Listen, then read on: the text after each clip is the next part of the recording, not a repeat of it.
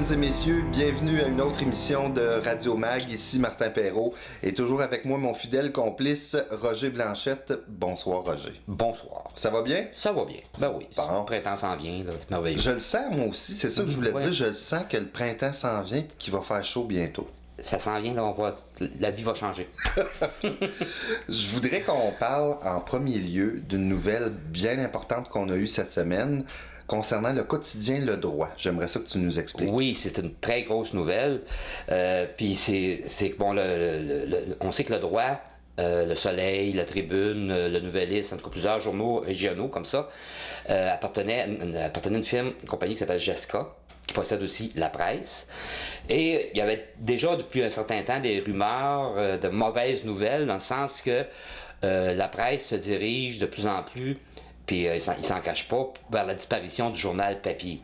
Avec La Presse Plus, là, Moi, je trouve ça dommage. effectivement, c'est dommage aussi, mais il y avait vraiment une inquiétude au niveau des journaux régionaux qui se sentaient, qui étaient menacés de disparaître d'une certaine façon à cause de ça.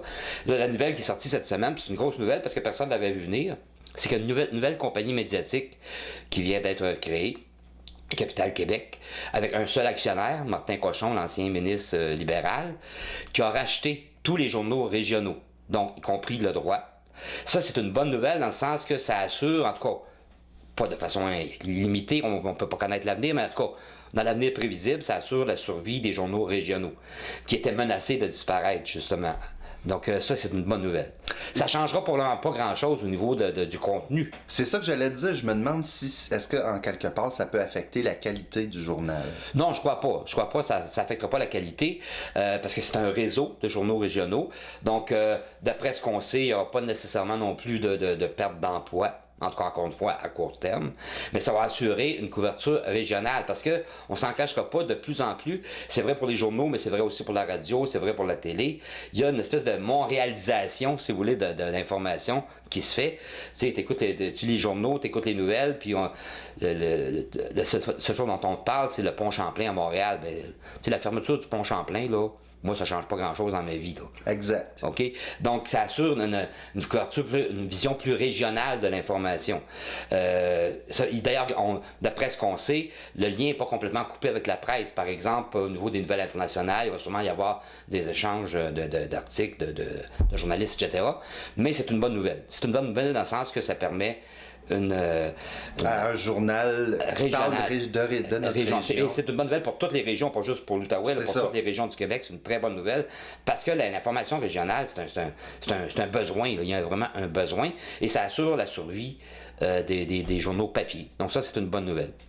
On va parler du GITAMI, qui est un des nombreux organismes dans la région qui a des difficultés en ce moment. Moi, je pense qu'il se passe pas une semaine sans qu'on parle justement des difficultés. Et le GITAMI, c'est le dernier en date. Et là, il annonce justement la fermeture du service de souper aux visiteurs. Donc, c'est-à-dire que c'est pas des bénéficiaires qui sont toujours là, c'est des visiteurs qui y vont, qui avaient droit à un souper. Ça va se faire à partir du 31 mars. Comme on le sait, c'est plus difficile au milieu du mois quand ça vient le temps de choisir entre se nourrir ou se loger. Donc, je voulais un petit peu savoir comment tu trouvais ça. Oui, ben c'est encore une mauvaise nouvelle dans le sens que s'il y a une continuité là-dedans, c'est que jusqu'à il y a quelques mois, le GITAMI offrait des soupers comme ça à tous les soirs. À cause des problèmes financiers, ils ont réduit ça. Je pense qu'ils le donnaient juste à partir du 15 ou du 20. C'est ça, du 15. À partir du 21 août dernier, là, il arrêtait le 15 de chaque mois. Et puis là, ça va être au 20e jour. C'est ça. Après ça. Et là, maintenant, c'est complètement coupé. C'est une catastrophe, là. Ça existait depuis 1983. Exactement. Donc, oui, ils vont continuer à offrir le gîte là, pour les itinérants, mais manger, c'est aussi un besoin, là. Exact. Manger, c'est aussi un besoin. Et tous les organismes, on l'a vu, on en parle, comme je te disais, à toutes les semaines, on en parle. Ça devient de plus en plus catastrophique. On a appris, par exemple, encore aujourd'hui, cette semaine, la maison, le pavillon du parc, qui est un organisme qui existe aussi depuis très longtemps, qui a des maisons à Hull, à Gatineau, à Elmer, il y en avait à Maniwaki, à Fort-Coulonge, pour les handicapés intellectuels. Et là, bon, on ferme les maisons de Maniwaki, de Fort-Coulonge. Il y a des gens qui étaient là depuis 35 ans, là, plus de 35 ans, qui vont se retrouver là avec rien. On va les déménager à Hull ou à Gatineau, ça n'a aucun sens. Ces gens-là sont déjà démunis, sont déjà dans une situation de précarité, de vulnérabilité, et là, on va les sortir de leur milieu. Okay? Puis on parle toujours de quelques dizaines de milliers de dollars. Là.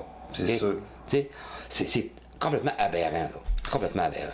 En plus des 30 000 repas qui étaient offerts au Gétami, il y avait 10 000 repas qui étaient justement pour le souper. Exact. Puis là, comme tu dis, on va perdre ça. Donc, puis on sait que d'autres organismes, comme la Soupière de l'Amitié, qui ont aussi des difficultés. Donc, ça finit plus. Ça finit plus, là. Qui va s'en occuper? Puis en même temps, tu as le gouvernement qui, lui, se retire de plus en plus, qui coupe dans tout. C'est ça que j'allais dire. Fait qu'à ce moment-là, les gens vont faire quoi? Ils vont crever de faim? Ou ils vont voler? Ça peut augmenter le taux de criminalité? Ben c'est tout les problèmes sociaux, là, comment je dirais ça, c'est un tout. Tu sais, si t'as rien à manger, là, t'as pas de place à rester, t'as rien à manger, qu'est-ce que t'as à perdre dans la vie? Absolument rien. C'est ça. Fait qu'à ce moment-là, tout est possible. Tout est possible. Un autre sujet, la brutalité policière. Il y a quelques dizaines de personnes qui ont marché dans les rues du secteur Hull pour souligner la journée internationale contre la brutalité policière. Et OK, ici, c'est moins pire qu'à Montréal ou aux États-Unis à Ferguson, mais la brutalité policière dans Gatineau, par exemple, comment tu... Ben effectivement, parce qu'on est habitué de voir ce genre de manifestation-là. Ça revient annuellement, par exemple, à Montréal. On le sait, à chaque année, des manifestations contre la brutalité policière. Parce qu'on sait qu'à Montréal, on se le cache pas, ça brasse. OK? Puis il y a plusieurs cas de brutalité policière, on en a vu plusieurs. En Ottawa, on n'était pas habitué à ça. Mais la marche de cette année, moi, là, l'origine de cette marche-là cette année, je la vois, ce qui s'est passé au printemps 2012. C'est vrai, avec la grève étudiante. Où il y a eu vraiment, entre autres, au moment où les policiers ont envahi, le mot n'est pas trop fort, envahi l'Université du Québec, là, il y a eu vraiment des cas de brutalité policière. Là. Prouvé, il y a plein de témoignages, il y a des livres qui ont été écrits là-dessus, il y a eu plein de témoignages. Donc autrement dit, les gens de Gatineau, peut-être pour la première fois, pour plusieurs c'était la première fois, mais ont été confrontés vraiment à la brutalité policière. Donc c'est peut-être ça qui a amené là, cette manifestation-là de cette année. Puis je dois dire qu'il faut s'attendre à en voir d'autres. Avec les nouvelles qu'on a apprises cette semaine, parce qu'on sait que en Ottawa, il n'y a pas eu de vote encore au cégep à l'université, mais un peu partout au Québec, il y a eu des votes de grève pour les étudiants qui ont été pris. Donc, il va y avoir des journées de grève. Ce ne sera pas une grève générale comme en 2012, mais il y a eu des journées de grève qui ont été prévues. Et là, on a vu les fameux carrés verts là, qu'on avait vus en 2012. Oui, tu me racontais ça. Explique-le donc, c'est intéressant. Ben, c'est des étudiants qui ont fait, sont allés chercher des injonctions pour obliger les établissements à donner des cours, même s'il y avait grève. C'est ça. Ce qui est totalement aberrant. Là. Je sais, j'étais au cégep à ce moment-là. Tu peux pas fonctionner comme ça. Je peux pas donner un cours avec des policiers devant ma porte. Là. Non, c'est sûr. C'est impossible. C'est assez dur sa concentration. Exactement. C'est complètement aberrant. Mais là, ils reviennent. Là. Ils ont créé toute une organisation en prévision des grèves qu'il doit y avoir cette année. Ça veut dire que ça, encore une fois, c'est ça qui entraîne la brutalité policière. Parce que si on demande aux policiers de permettre à ces gens-là d'entrer alors qu'il y a une grève, c'est clair qu'il va y avoir de la brutalité. C'est clair. C'est vraiment là, jouer avec le feu. Là. C'est vraiment des irresponsables, quant à moi, là, ces carrés verts-là, complètement irresponsables. Et ça place les policiers dans des situations, justement, qui risquent de dégénérer à la violence. Donc, moi, j'ai l'impression qu'on risque de revoir des choses comme ça cette année. Bien, surtout qu'il y en a des étudiants qui voudraient poursuivre leur cours pendant ce temps-là. Puis, tu sais, il y a des deux côtés. Là. Il y a les côtés, les carrés rouges, eux autres... Oui, mais toi, si tu travailles pour une compagnie puis que le syndicat vote la grève, peut-être que toi, tu aimerais ça aller travailler, mais la compagnie est en grève. Tu ne traverseras pas les piquets de grève, là. C'est vrai. Bon, ben c'est la même chose pour les étudiants, là. C'est la même chose pour les étudiants. OK, choque-toi pas. Non, non! Roger, est-ce que toi, ça t'arrive de sortir de la maison l'hiver, au printemps plutôt, et de... Je sors juste au printemps. Oui, tu sors juste au printemps, t'es chanceux. Est-ce que ça t'arrive de prendre ton boyau d'arrosage et d'essayer de faire fondre ton banc de neige plus vite en aspergeant de l'eau sur... J'avoue que j'ai des choses plus intéressantes à faire dans la vie que d'arroser mes bancs de neige, là. Mais effectivement, oui, j'ai vu ça dans les journaux cette semaine. Tu sais, on en rit, mais c'est pas drôle, là. Okay? Quand c'est rendu que t'es obligé de passer, qu'une ville est obligée de passer des règlements pour interdire aux gens d'arroser leur banc de neige ou d'arroser leur entrée de cour pour faire pousser des tomates, là. OK? Il y a toujours bien des limites, là. On devrait même pas être obligé d'avoir des règlements pour ça, là.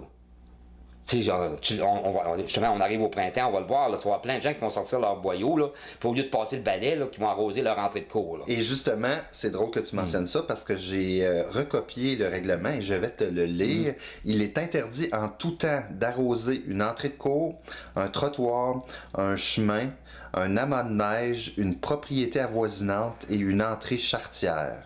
Ben, tu vois, juste le fait qu'on soit obligé d'avoir un règlement comme ça, là, c'est un problème. Moi, je m'excuse, mais les gens qui font ça, là. Mais ça, c'est du gaspillage à outrance. C'est plus que. C'est du gaspillage, puis c'est de la stupidité pure et simple. Un point, c'est tout, là. Tu sais, quand tu vis en société, là, il y a un minimum de civisme, là. OK? Un minimum de civisme. Puis c'est stupide, tu sais. Quand même, moi, j'arroserais ma cour, là. Ouais. Il poussera rien, là. Non, c'est sûr. Tu sais? Puis, je pourrais prendre un balai puis le balayer, ça serait pareil, mettons, là. Ou utiliser les fameux barils qui contiennent, qui ramassent l'eau de pluie, puis avec ça, ils nettoieront leur cour. Ben, mettons, ça serait un moindre mal, disons. Ça serait un moindre vrai. mal, disons. Effectivement, effectivement. Et on va nommer la personne. Non, c'est pas vrai. Roger, un autre dossier, les Olympiques de Gatineau, il y avait une plainte d'agression sexuelle qui planait sur 4 joueurs des Olympiques et il n'y a aucun élément qui permette de porter des accusations, qui aurait donc aucun élément qui aurait été commis par les joueurs. Donc l'enquête est fermée du côté de la police de Québec. Bon, là, on peut pas vraiment commenter dans le sens que si les policiers ont jugé qu'il n'y avait pas matière à poursuivre, bon, ben, on est obligé d'accepter la décision. Par contre, ce qui me dérange, c'est qu'il y a l'autre enquête par rapport à ce qui s'est passé aussi L'histoire du Boston Pizza. Boston Pizza, où là, il y a une enquête interne, entre guillemets, qui a été faite par la Ligue de hockey junior majeur. Et de semaine en semaine, on repousse. Pourtant, tout le monde a vu, tout le monde a entendu ce qui s'est passé. Mais la Ligue de hockey junior majeur repousse ça. Et je veux pas prêter de mauvaises intentions, là. Mais c'est comme si on avait décidé de repousser ça. Autrement dit, on va laisser finir la saison là, pour pas déranger les joueurs. Puis on rendra la décision après. Il y a un petit malaise par rapport à ça, là. La police n'avait pas terminé non plus l'enquête, je pense. Non, effectivement. Comment ça se fait que la police de Québec a été capable de rendre une décision assez rapidement et qu'ici, on n'est pas capable pourtant, là, en tout cas, il y a quoi se poser des questions. Roger, le télétravail, je voulais qu'on parle de ce sujet-là parce que je trouve ça super intéressant. Je voyais un article où des fonctionnaires pourraient être favorisés pour minimiser les déplacements des travailleurs s'ils utilisaient le télétravail. Il y aurait des locations de locaux au gouvernement fédéral puis tout ça. Et ça m'amenait donc à parler du télétravail parce que effectivement, c'est une solution qui est de plus en plus populaire. Il y a des centres d'appel qui utilisent la formule du télétravail. Donc, je voulais un petit peu que tu me dises les bienfaits de... Ben écoute, c'est un débat qui n'est pas nouveau, parce que ça fait des années qu'on en parle de ça, le télétravail. Effectivement, il y a des points positifs. Des points positifs, par exemple, tu parlais de congestion routière, effectivement. Tu sais, ça règle le problème du transport en partie. C'est une des solutions, c'est pas la seule, mais c'est une des solutions. Ça permet aussi d'avoir un horaire plus flexible. Économiser le temps des déplacements. Le temps des déplacements, etc. Ça, c'est des points positifs. Par contre, les spécialistes soulignent aussi des côtés plus négatifs. Parce qu'il faut être discipliné. Il faut être discipliné, puis il semblerait, un des aspects négatifs qui est souligné par les experts, c'est qu'il n'y a plus de coupure entre la vie privée et le travail. Et ce que les études ont démontré, c'est que les gens qui travaillent à la maison, généralement, travaillent plus. Oui, parce que là, ils ont tout le temps qu'ils veulent pour travailler. Là. Exactement. Puis ça finit par empiéter aussi sur la vie privée. L'autre aspect aussi qui a été souligné par les spécialistes, qui est peut-être plus négatif, c'est l'aspect isolement. Oui, parce que là, la personne ne voit plus exactement, une vie sociale. Exactement. Le travail, c'est aussi souvent la vie sociale. Tu es en contact avec d'autres personnes. Ça fait partie du plaisir d'aller travailler, de voir tes collègues. Alors que le télétravail, ben, tu travailles tout seul. Tu n'as plus vraiment de contact avec les autres. Donc ça, c'est un aspect qui peut être négatif aussi. Donc, c'est pas noir ou blanc, là. Le télétravail, c'est pas la panacée à tous les problèmes, c'est pas la solution à tous les problèmes, c'est pas l'enfer non plus, là, c'est pas catastrophique, mais c'est peut-être pas, comment je dirais ça, adapté pour tout le monde. Il y a peut-être certaines personnes qui vont se sentir très bien, comme tu dis, qui sont disciplinées, tout ça, qui vont être capables de travailler. Pour d'autres personnes, ça peut être plus négatif que positif. Donc, ça vaut la peine de l'envisager. Okay? Mais ça pourrait être soumis, comment je dirais ça, au choix. Tu sais, les travailleurs pourraient avoir le choix, l'opportunité de choisir cette forme de travail-là ou une autre. Mais je ne serais pas en faveur que ce soit imposé. Ben Roger, je vais te dire, comme tu m'avais dit, on se voit une fois par semaine, puis c'est bien en masse. Exactement. Plus que ça, je ne serais pas capable. On fait une courte pause, on revient dans quelques instants.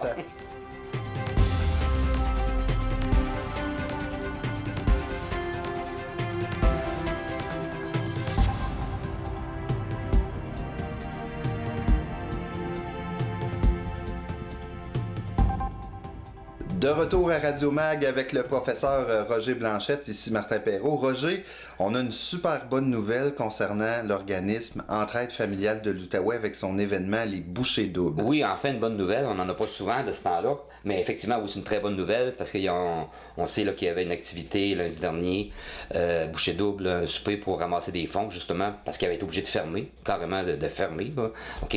Et ça a été un succès extraordinaire. Il y avait comme objectif 25 000 $ et finalement, ils ont eu 45 000 $. Oui, c'est vraiment, là, c'est une très, très bonne nouvelle. Donc, ils ont pu déjà réouvrir leurs portes. Et comme j'entendais M. Sanson qui disait qu'il y avait déjà il y avait des demandes auxquelles il n'avait pas pu répondre, des demandes de meubles, etc. Et là, maintenant, ils vont pouvoir donc répondre à ces demandes. Donc, ça, c'est une très bonne nouvelle. Et on dit aussi que c'était la première étape de 6 projets et qu'ils vont pouvoir aussi se concentrer maintenant là, sur le financement récurrent.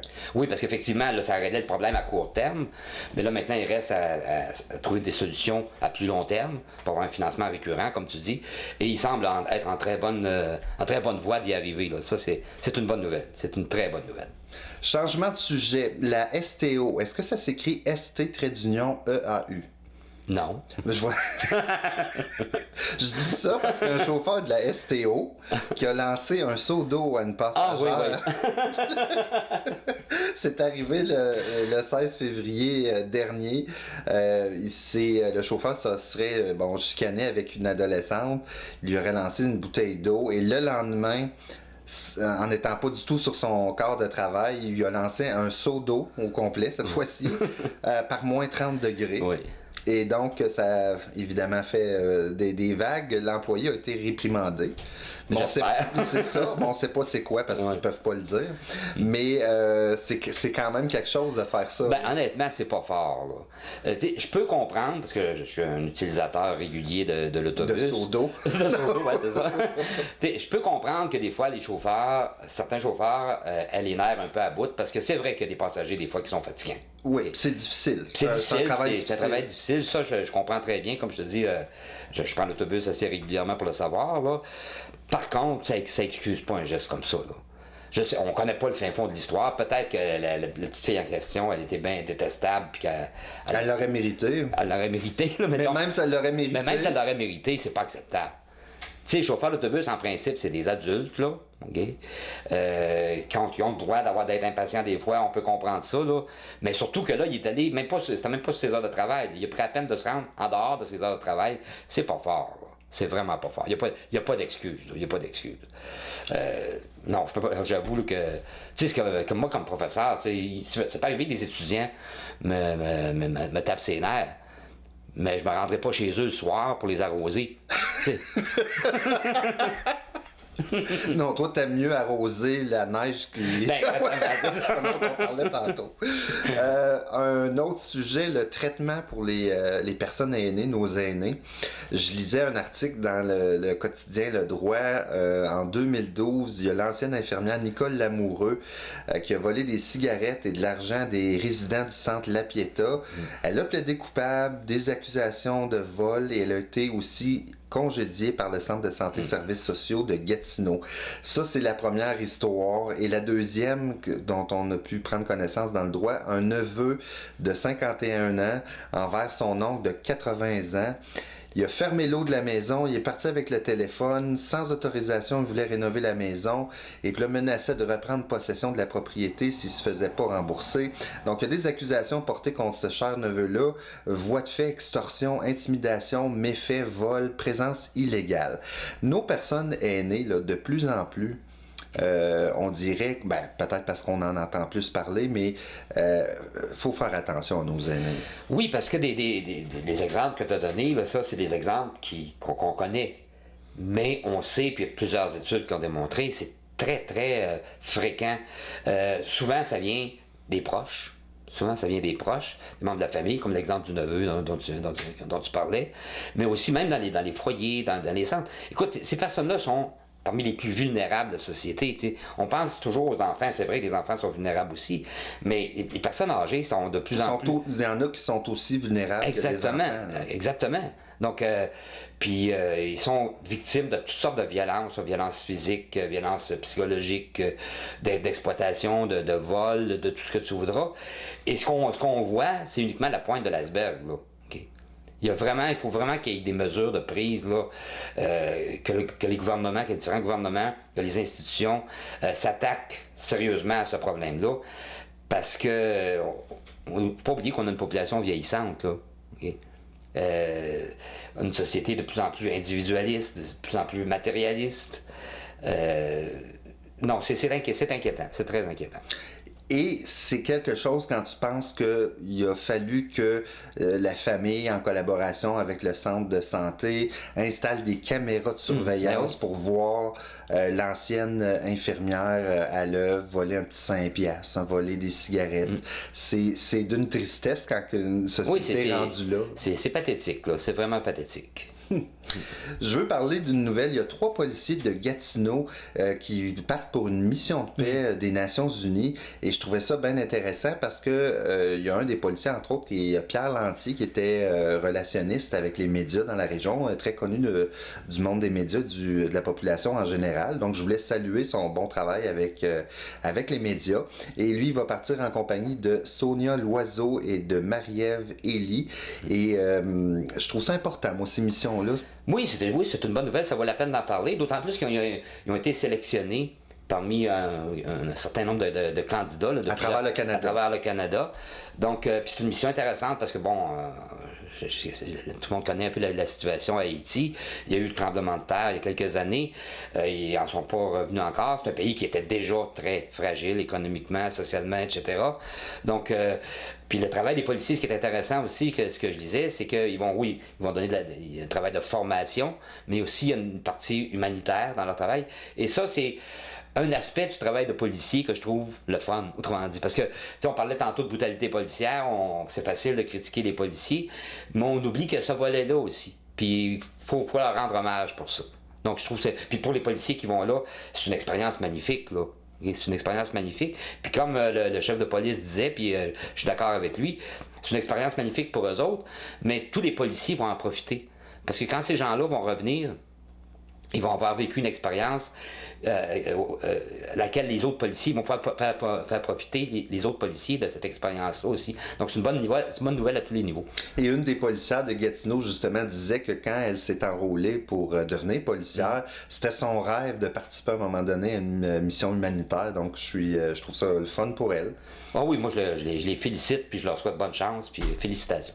Roger, on va parler de la commission scolaire au cœur des vallées. Ils ne sont pas nécessairement contents que des professeurs, donc des employés, fassent des moyens de pression, des petits moyens de pression, comme exemple porter un macaron et que ça soit écrit dessus des choses et que la commission scolaire n'aime pas que les étudiants voient ça. Ben ça, c'est un peu ridicule. Ça s'ajoute à un autre événement qui est arrivé la semaine passée. Je ne suis pas sûr que c'était la même commission scolaire, mais une autre commission scolaire de la région, que le président, le directeur général, s'était emporté parce qu'il y a une étudiante, justement, qui s'était présentée à l'Assemblée publique de la commission scolaire pour dire qu'elle n'était pas d'accord avec les coupures que la commission scolaire avait entrepris, etc. Ça se rajoute aussi à l'autre cas qu'on a vu, dont on a parlé, je pense, la semaine dernière, de l'étudiante qui avait été renvoyée chez eux parce qu'elle avait distribué une lettre pour protester contre... Oui. Tu sais, il y a une limite à un moment donné, là. Okay? Il y a un problème, là, actuellement, les commissions scolaires, le gouvernement, le ministère de l'Éducation fait des coupures incroyables au niveau de l'éducation. Les conditions de travail des professeurs se détériorent, parce qu'on parle pas juste du gel des salaires, mais on parle aussi là, d'augmentation des élèves par classe. Et là, on voudrait que tout le monde concerné, c'est-à-dire les enseignants, les étudiants, acceptent ça sans broncher. Donc, je m'excuse. Moi, je dis au contraire, la commission scolaire devrait être derrière les professeurs, devrait les appuyer.